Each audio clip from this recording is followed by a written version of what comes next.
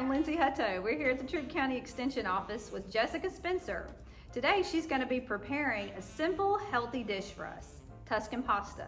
So stick around and enjoy eating your greens.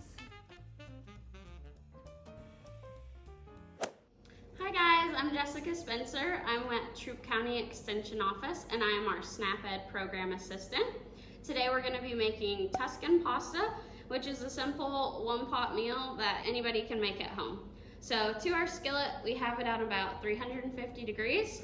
We're going to add a can of stewed tomatoes. We're going to add 1 can of drained and rinsed Great Northern beans or any white bean. Drain the liquid out of here and then rinse the beans really thoroughly, which will reduce the sodium in the can by about 50%. 1 teaspoon of oregano, just dried oregano, and a 1/2 teaspoon or 1 clove of garlic. Now you're just gonna let this simmer and come together for about 10 minutes. So our sauce has been simmering for about 10 minutes. Our pasta's finished cooking and we've drained it. Now we're gonna add our pasta, about 5 ounces of baby spinach, or one of the smaller containers at the grocery store, and then we'll let that spinach wilt down.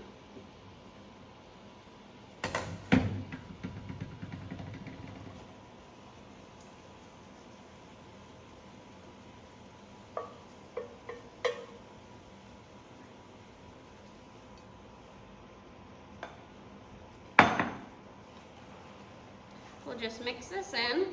I know that it looks like we've added a lot of spinach to this dish, but it cooks down quite a bit. So we'll just mix it in and put our lid back on for about 2 minutes while the spinach wilts down. And then we'll finish this dish off by adding some feta to the top.